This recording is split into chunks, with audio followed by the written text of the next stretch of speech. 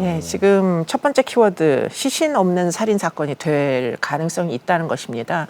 결국은 아직까지 발견을 못한 것이죠. 뭐 여러 군데서 나누어서 유기한 것으로 보이는데 그런데 이제 이 사건과 연관된 신고가 들어온 것은 사실은 이 고유정 씨가 제주도를 떠나기 전입니다.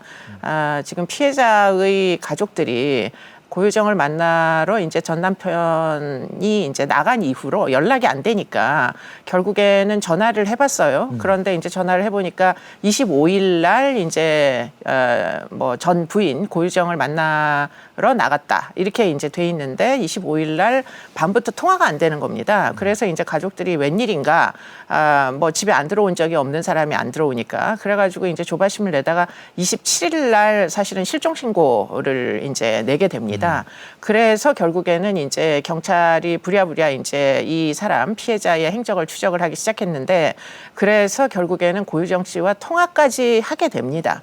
그랬는데 고유정 씨가 이제 사실대로 얘기를 당연히 안 했겠죠. 그러면서 결국 뭐 어떤 무리가 있었는데 뛰쳐나갔다 이렇게 얘기를 해가지고 결국에는 그런가 보다 하고서는 고유정이란 사람이 제주도를 이제 떠나는 거를 막지 않은 채 결국에는 이제 시일이 흘러서 28일 날 고유정은 제주도를 떠납니다. 그때 이미 지금 피해자의 시신이 고유정에게 있었고 그것을 선상에서 사실은 유기를 시작하게 됩니다. 그러다 보니까 만약에 고유정이 경찰이 27일 날 실종 신고가 됐을 때 열심히 이제 수색을 해가지고 고유정이 있던 그 펜션까지 가서 여러 가지 정황들을 조금 더 살펴봤었으면은 시신을 지금 찾을 수 있었던 거 아니냐 이런 이제 아쉬움들을 지금 피해자의 가족은 얼마나 안타깝겠어요. 지금 장사를 치르지를 못한다고 합니다. 시신이 없다 보니까. 장례를. 네, 그래서 지금 이제 그런 부분들이 안타깝다 이런 이제 부분이고요. 그 다음에 또 한 가지는 최근에 이제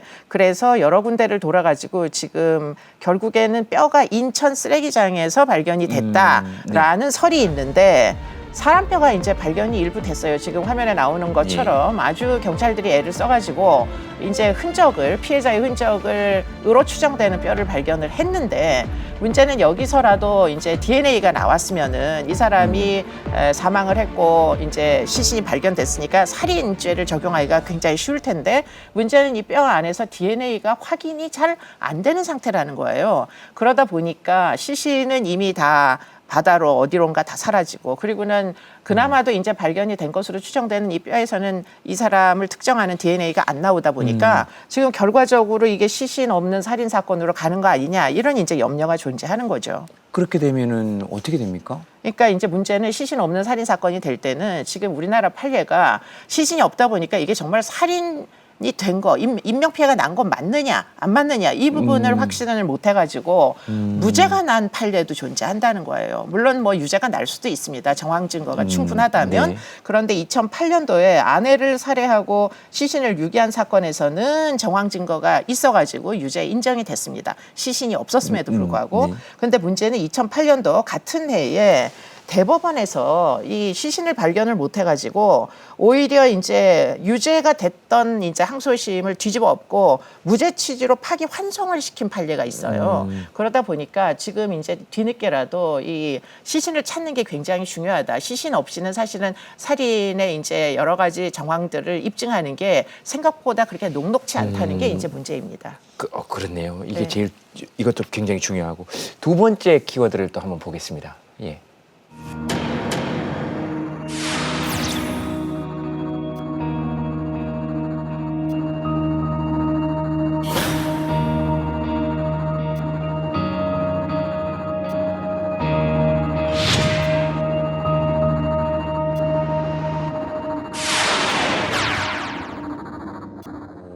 이게 제일 놀랐던 게 이게 포인트를 적립을 네. 범행 후에 네. 이게 그러니까 사이코패스라는 뭐 이야기도 있었고 네, 교수님께서 네, 네. 경계성 성격 장애 이게 뭐 어떤 겁니까? 경계성 성격 그러니까 장애. 사이코패스나 경계성 성격 장애나 사실은 성격 장애를 구분하는 기준으로 보면 같은 부류의 성격입니다. 그러니까 성격 장애를 보통 A군, B군, C군이라고 이제 보통 크게 구분을 하는데요. 지금 이제 학술적으로는 B군 성격 장애에 해당하는 것들이 이제 사이코패스나 아니면은 경계선 성격 장애 같은 것들이 포함이 되는데 그 둘의 이제 공통점은 뭐냐면 타인에 대한 배려가 없다는 거예요. 공감 능력이 그렇습니다. 공감 능력이 현저히 떨어지다 보니까 피해자가 어떤 마음일지를 짐작하지 못하고 그런데 이제 사이코패스와 경계선 성격 장애의 가장 큰 차이는 뭐냐면 감정이에요. 사이코패스는 애당초에 감정에 대한 표현이 별로 없습니다. 자기 감정의 표현도. 네, 감정을 잘 느끼지를 못하다 보니까. 그런데 경계선 성격 장애는 감정의 기복이 굉장히 심해요. 그러다 보니까 고유정 씨 같은 경우에 좋을 때는 다시 없게 좋고 그래서 지금 전 남편하고도 자그마치 6년 동안 연애를 해서 결혼한 사람이에요. 그랬는데 막상 결혼을 하고 나니까 별로 이렇게 자기가 기대한 것처럼 관계가 형성이 안 됐나 봅니다. 그러다 보니까 폭언에 폭행에 결국에는 남편이 도저히 이제 맞고는 못 살겠다 해가지고 이혼 사유가 된 거거든요.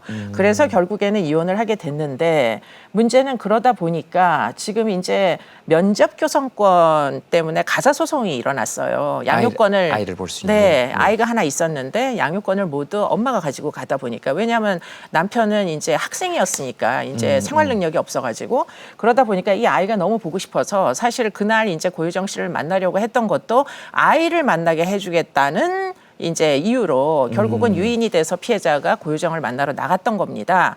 그런데 결국에는 그 면접교섭권 가사 소송 재판에서도 재판부를 향해서 화를 못 참고 마구 소리를 질렀다고 하거든요. 그러니까 이렇게 감정의 기복이 심한 사람들은 또 한편으로는 경계선 성격장애의 경우에 굉장히 생각이 극단적입니다. 마치 이제 영어로는 보더라인인데 벼랑 끝에 선 느낌이라는 거예요. 그렇기 때문에 뛰어내리면 추락하면 지옥이고 그 위에 겨우겨우 매달려 있으면 그것으로 모든 이제 삶을 다 부여잡고 있으려고 애를 쓴다는 거죠. 그러다 보니까 결국에는 이제 재혼을 했잖아요.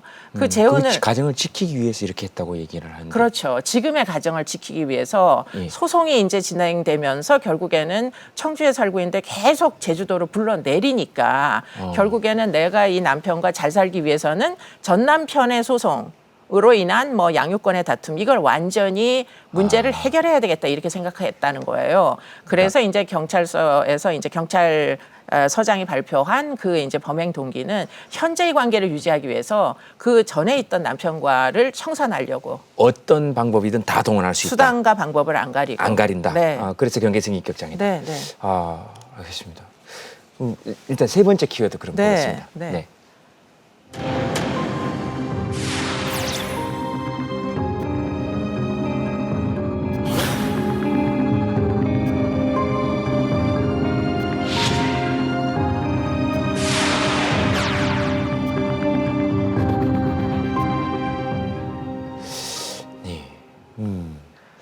이제 세 번째 키워드는 현재의 남편, 예컨대 현재의 관계입니다.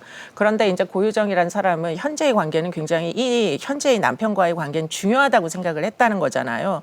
그런데 이제 이 남자와의 관계를 유지함에 있어서 갑자기 어느 날 남편이 내가 애를 데리고 와서 키웠으면 좋겠다 이렇게 얘기를 하는 거예요. 그러다 보니까 고유정이 이 남편한테는 잘 보여야 되는데 이 아이는 혼인관계의 장애물이잖아요. 그렇게 느꼈을 개연성이 굉장히 높은 성격이라는 겁니다. 성격적인 문제를 갖고 있다는 거예요. 근데 어느 날 갑자기 이 이제 3개월 전 일입니다. 아이가 이제 청주까지 올라왔는데 올라온 지 이틀 만에 갑자기 의문사합니다.